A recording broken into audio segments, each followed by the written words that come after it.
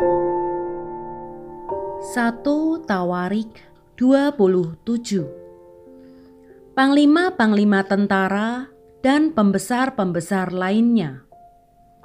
Adapun orang Israel, inilah daftar para kepala puak, para panglima pasukan 1000 dan pasukan 100, dan para pengatur yang melayani raja dalam segala hal mengenai rombongan orang-orang yang bertugas dan libur, bulan demi bulan, sepanjang tahun.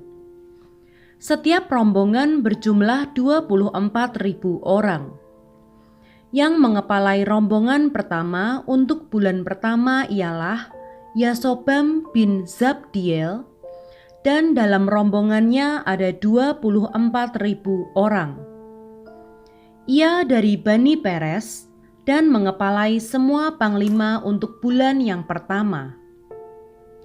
Yang mengepalai rombongan bulan yang kedua ialah Dodai, orang Ahohi, sedang pemimpin rombongannya yang berjumlah 24.000 orang adalah Miklot. Panglima yang ketiga untuk bulan yang ketiga ialah Benaya, anak imam kepala Yoyada, dan dalam rombongannya ada 24.000 orang. Benaya ini adalah seorang dari ke-30 pahlawan dan mengepalai ke-30 orang itu, tetapi yang memegang pimpinan rombongannya ialah Amizabad, anaknya. Yang keempat untuk bulan yang keempat ialah Asael, saudara Yoab, kemudian ia digantikan oleh Zebaja, anaknya, dan dalam rombongannya ada 24.000 orang. Yang kelima untuk bulan yang kelima ialah Samhud, orang Yizrah, panglima itu, dan dalam rombongannya ada 24.000 orang. Yang keenam untuk bulan yang keenam ialah Ira, anak Ikes, orang Tekoa, dan dalam rombongannya ada 24.000 orang. Yang ketujuh untuk bulan yang ketujuh ialah Heles, orang Peloni, dari Bani Efraim, dan dalam rombongannya ada 24.000 orang. Yang kedelapan untuk bulan yang kedelapan ialah Sibkai, orang Husa, dari orang Zerah itu, dan dalam rombongannya ada 24.000 orang. Yang kesembilan untuk bulan kesembilan ialah Abiezer, orang Anatot itu, dari Bani Benyamin, dan dalam rombongannya ada 24.000 orang. Yang ke-10 untuk bulan yang ke-10 ialah Maharai, orang Netofa, dari orang Zerah itu, dan dalam rombongannya ada 24.000 orang. Yang ke-11 untuk bulan yang ke-11 ialah Benaya, orang Piraton, dari Bani Efraim, dan dalam rombongannya ada 24.000 orang. Yang ke-12 untuk bulan yang ke-12 ialah Heldai, orang Netofa itu, keturunan Otniel, dan dalam rombongannya ada 24.000 orang. Yang mengepalai suku-suku Israel, untuk orang Ruben ialah Eliezer bin Zikri sebagai pemimpin. Untuk orang Simeon ialah Sefaca bin Maaka. Untuk suku Lewi ialah Hasabia bin Kemuel. Untuk keturunan Harun ialah Zadok. Untuk suku Yehuda ialah Elihu, salah seorang saudara Daud. Untuk suku Isakar ialah Omri bin Mikael. Untuk suku Zebulon ialah Yismaya bin Obaja. Untuk suku Naftali ialah Yerimot bin Azriel. Untuk Bani Efraim ialah Hosea bin Azazia. Untuk setengah suku Manasye ialah Yoel bin Pedaya. Untuk setengah suku Manasye yang di Gilead ialah Yido bin Zakaria. Untuk suku Benyamin ialah Yaasiel bin Abner. Untuk suku Dan ialah Asarel bin Yeroham. Itulah para kepala suku-suku Israel. Daud tidak menghitung jumlah orang-orang yang berumur 20 tahun ke bawah, sebab Tuhan telah menjanjikan untuk membuat orang Israel sebanyak bintang-bintang di langit. Memang Yoab, anak Zeruya, telah mulai menghitung, tetapi ia tidak menyelesaikannya. Sebab oleh karena hal itu orang Israel tertimpa murka. Dengan demikian jumlah mereka tidak dibukukan dalam kitab sejarah Raja Daud. Yang mengawasi persetiaan raja ialah Asmawet bin Adiel, dan yang mengawasi persetiaan di luar kota, di kota-kota, di desa-desa, dan di dalam menara-menara lumbung ialah Yonatan bin Uzia. Yang mengawasi para pekerja di ladang yang harus mengusahakan tanah ialah Ezri bin Kelub. Yang mengawasi kebun-kebun anggur ialah Simei, orang Rama. Yang mengawasi hasil kebun anggur untuk persediaan anggur ialah Zabdi, orang Shifmi. Yang mengawasi pohon-pohon zaitun dan pohon-pohon ara di daerah bukit ialah Baal Hanan, orang Gederi. Yang mengawasi persediaan minyak ialah Yoas. Yang mengawasi lembu sapi yang digembalakan di tanah Saron ialah Sitrai, orang Saron. Yang mengawasi lembu sapi di lembah-lembah ialah Safat bin Adlai. Yang mengawasi unta-unta ialah Obil, orang Ismael. Yang mengawasi keledai-keledai betina ialah Yehdea, orang Meronot. Yang mengawasi kambing domba ialah Yazis, orang Hagri. Mereka ini sekalian ialah para pengawas harta milik Raja Daud. Yonatan, saudara ayah Daud, adalah penasihat. Dia seorang cerdas dan ahli kitab. Yehiel bin Hakmoni membantu anak-anak raja. Ahitofel adalah penasihat raja. Husai orang Arki adalah sahabat raja. Yang menggantikan Ahitofel kemudian ialah Yoyada bin Benaya dan Abiatar. Panglima raja ialah Yoab.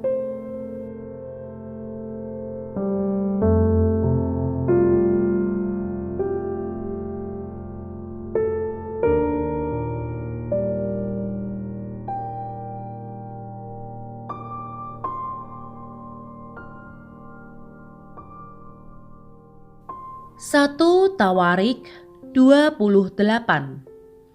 Pesan terakhir dari Daud kepada Salomo mengenai pembangunan Bait Suci. Daud mengumpulkan di Yerusalem segala pembesar Israel, yakni para kepala suku, para pemimpin rombongan orang-orang yang melayani raja, para kepala pasukan 1000 dan kepala pasukan 100, serta para kepala harta benda dan ternak kepunyaan raja dan anak-anaknya. Bersama-sama mereka juga para pegawai istana dan para perwira dan semua pahlawan yang gagah perkasa. Lalu berdirilah Raja Daud dan berkata, "Dengarlah hai saudara-saudaraku dan bangsaku. Aku bermaksud hendak mendirikan rumah perhentian untuk tabut perjanjian Tuhan dan untuk tumpuan kaki Allah kita. Juga aku telah membuat persediaan untuk mendirikannya. Tetapi Allah telah berfirman kepadaku, engkau tidak akan mendirikan rumah bagi namaku, sebab engkau ini seorang prajurit dan telah menumpahkan darah. Namun Tuhan Allah Israel telah memilih aku dari antara segenap puakku untuk menjadi raja atas Israel selama-lamanya. Sebab ia telah memilih Yehuda menjadi pemimpin, dan puakku dari antara kaum Yehuda, dan dari antara anak-anak ayahku, ia berkenan kepadaku untuk mengangkat aku sebagai raja atas seluruh Israel. Dan dari antara anak-anakku sekalian, sebab banyak anak telah dikaruniakan Tuhan kepadaku, ia telah memilih anakku Salomo untuk duduk di atas tahta pemerintahan Tuhan atas Israel. Ia telah berfirman kepadaku, Salomo anakmu, dialah yang akan mendirikan rumahku dan pelataranku, sebab aku telah memilih dia menjadi anakku, dan aku akan menjadi bapanya. Dan aku akan mengokohkan kerajaannya sampai selama-lamanya, jika ia bertekun melakukan segala perintah dan peraturanku seperti sekarang ini.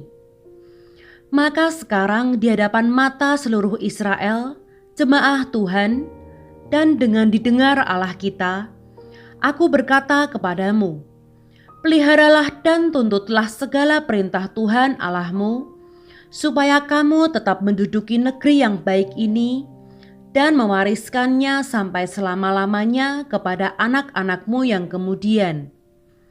Dan engkau, anakku Salomo, kenallah Allahnya ayahmu, dan beribadahlah kepadanya dengan tulus ikhlas dan dengan rela hati. Sebab Tuhan menyelidiki segala hati dan mengerti segala niat dan cita-cita. Jika engkau mencari Dia, maka Ia berkenan ditemui olehmu. Tetapi jika engkau meninggalkan Dia, maka Ia akan membuang engkau untuk selamanya. Camkanlah sekarang, sebab Tuhan telah memilih engkau untuk mendirikan sebuah rumah menjadi tempat kudus. Kuatkanlah hatimu dan lakukanlah itu. Lalu Daud menyerahkan kepada Salomo anaknya rencana pembangunan dari balai bait suci dan ruangan-ruangannya, dari perbendaharaannya, kamar-kamar atas dan kamar-kamar dalamnya, serta dari ruangan untuk tutup pendamaian. Selanjutnya rencana dari segala yang dipikirkannya mengenai pelataran rumah Tuhan dan bilik-bilik di sekelilingnya, mengenai perbendaharaan-perbendaharaan rumah Allah dan perbendaharaan-perbendaharaan barang-barang kudus, mengenai rombongan-rombongan para imam dan para orang Lewi, dan mengenai segala pekerjaan untuk ibadah di rumah Tuhan dan segala perkakas untuk ibadah di rumah Tuhan.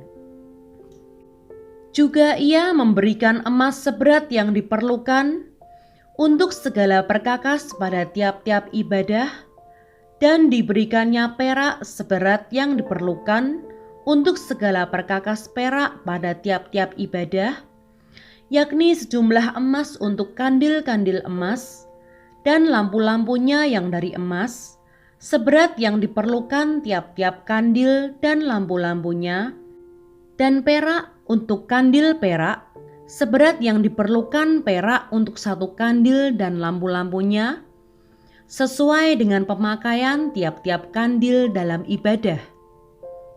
Kemudian diberikannya sejumlah emas untuk meja-meja roti sajian, meja demi meja, dan perak untuk meja-meja dari perak.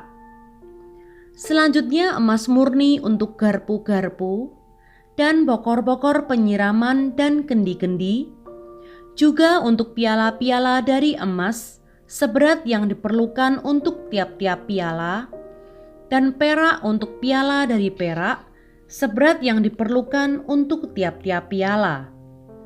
Juga emas yang disucikan untuk mezbah pembakaran ukupan seberat yang diperlukan, dan emas untuk pembentukan kereta yang menjadi tumpangan kedua kerub, yang mengembangkan sayapnya sambil menudungi tabut perjanjian Tuhan. Semuanya itu terdapat dalam tulisan yang diilhamkan kepadaku oleh Tuhan, yang berisi petunjuk tentang segala pelaksanaan rencana itu. Lalu berkatalah Daud kepada Salomo anaknya, kuatkan dan teguhkanlah hatimu, dan lakukanlah itu. Janganlah takut dan janganlah tawar hati. Sebab Tuhan Allah, Allahku menyertai engkau. Ia tidak akan membiarkan dan meninggalkan engkau sampai segala pekerjaan untuk ibadah di rumah Allah selesai. Sesungguhnya rombongan para imam dan para orang Lewi ada untuk melakukan segala ibadah di rumah Allah, dan ada beberapa sukarelawan yang ahli dalam setiap tugas yang dapat membantu engkau. Juga para pemimpin dan seluruh rakyat ini sepenuhnya ada di bawah perintahmu.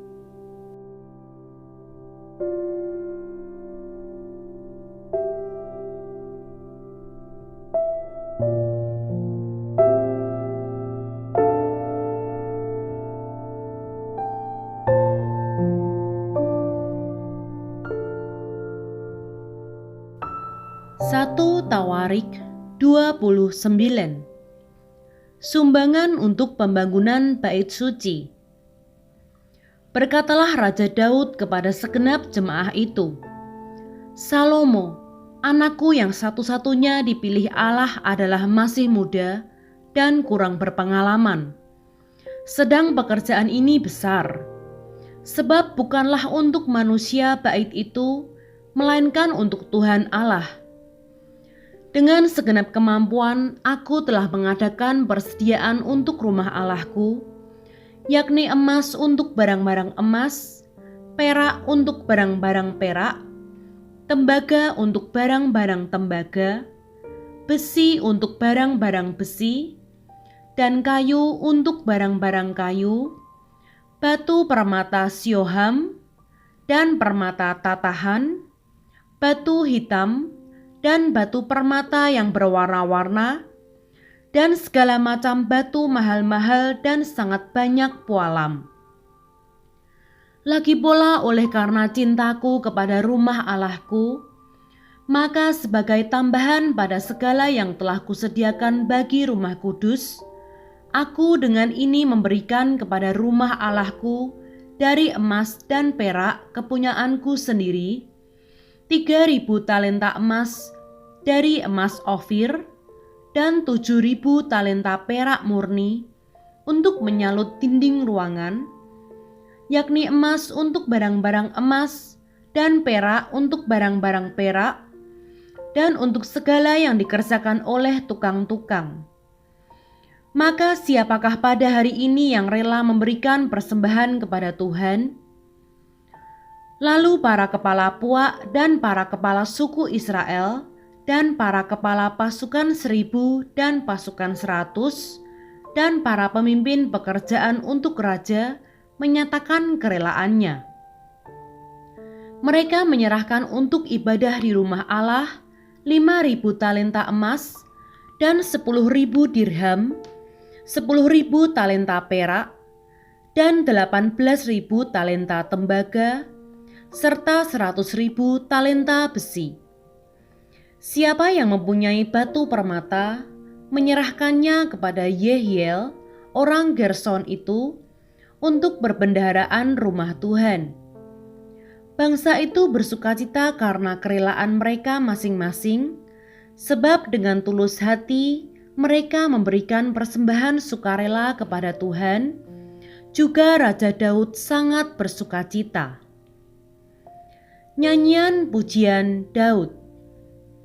Lalu Daud memuji Tuhan di depan mata segenap jemaah itu. Berkatalah Daud, "Terpujilah Engkau ya Tuhan, Allahnya Bapa kami Israel, dari selama-lamanya sampai selama-lamanya. Ya Tuhan, punyamulah kebesaran dan kejayaan, kehormatan, kemasyuran, dan keagungan. Ya, segala-galanya yang ada di langit dan di bumi. Ya Tuhan, punyamulah kerajaan, dan Engkau yang tertinggi itu melebihi segala-galanya sebagai kepala. Sebab kekayaan dan kemuliaan berasal daripadamu, dan Engkaulah yang berkuasa atas segala-galanya. Dalam tangan-Mulah kekuatan dan kejayaan, Dalam tangan-Mu lah kuasa membesarkan dan mengokohkan segala-galanya. Sekarang ya Allah kami bersyukur kepadamu dan memuji nama-Mu yang agung itu. Sebab siapakah aku ini dan siapakah bangsaku, sehingga kami mampu memberikan persembahan sukarela seperti ini? Sebab daripadamu lah segala-galanya, dan dari tangan-Mu sendirilah persembahan yang kami berikan kepadamu. Sebab kami adalah orang asing di hadapan-Mu, dan orang pendatang sama seperti semua nenek moyang kami, sebagai bayang-bayang hari-hari kami di atas bumi dan tidak ada harapan. Ya Tuhan Allah kami, segala kelimpahan bahan-bahan yang kami sediakan ini untuk mendirikan bagi-Mu rumah bagi nama-Mu yang kudus, adalah dari tangan-Mu sendiri, dan punya-Mu lah segala-galanya. Aku tahu ya Allahku, bahwa Engkau adalah penguji hati dan berkenan kepada keikhlasan. Maka aku pun mempersembahkan semuanya itu dengan sukarela dan tulus ikhlas. Dan sekarang umat-Mu yang hadir di sini telah kulihat memberikan persembahan sukarela kepadamu dengan sukacita. Ya Tuhan Allah Abraham, Ishak dan Israel, Bapa-bapa kami, peliharalah untuk selama-lamanya kecenderungan hati umat-Mu yang demikian ini, dan tetaplah tujukan hati mereka kepadamu. Dan kepada Salomo anakku, berikanlah hati yang tulus sehingga ia berpegang pada segala perintah-Mu dan peringatan-Mu dan ketetapan-Mu, melakukan segala-galanya dan mendirikan bait yang persiapannya telah kulakukan. Salomo menjadi raja, Daud meninggal. Kemudian berkatalah Daud kepada segenap jemaah itu, "Pujilah kiranya Tuhan Allahmu." Maka segenap jemaah itu memuji Tuhan, Allah nenek moyang mereka. Kemudian mereka berlutut dan sujud kepada Tuhan dan kepada raja. Keesokan harinya mereka mempersembahkan korban sembelihan dan korban bakaran kepada Tuhan, yakni 1.000 ekor lembu, 1.000 ekor domba jantan, dan 1.000 ekor domba muda, dengan korban-korban curahannya dan sangat banyak korban sembelihan demi seluruh Israel. Lalu mereka makan dan minum pada hari itu di hadapan Tuhan dengan sukacita yang besar. Kemudian menyatakan untuk kedua kalinya Salomo, anak Daud, sebagai raja dan mengurapi dia bagi Tuhan sebagai raja dan Zadok sebagai imam. Kemudian duduklah Salomo sebagai raja menggantikan Daud ayahnya di atas tahta yang ditetapkan Tuhan. Ia mendapat kemujuran sehingga setiap orang Israel mendengarkan perkataannya. Lalu semua pemimpin dan pahlawan, juga semua anak Raja Daud mengakui kekuasaan Raja Salomo.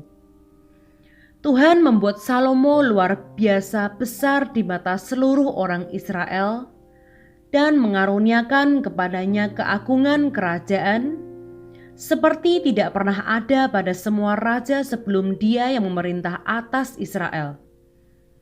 Demikianlah Daud bin Isai telah memerintah atas seluruh Israel. Ia memerintah atas orang Israel selama 40 tahun. Di Hebron ia memerintah 7 tahun. Dan di Yerusalem ia memerintah 33 tahun. Kemudian matilah ia pada waktu telah putih rambutnya, lanjut umurnya, penuh kekayaan dan kemuliaan. Kemudian naik rajalah Salomo anaknya menggantikan dia. Sesungguhnya riwayat Raja Daud dari awal sampai akhir tertulis dalam riwayat Samuel, pelihat itu, dan dalam riwayat Nabi Nathan, dan dalam riwayat Gad, pelihat itu, beserta segala hidupnya sebagai raja dan kepahlawanannya, dan keadaan zaman yang dialaminya dan dialami Israel, dan segala kerajaan di negeri-negeri lain.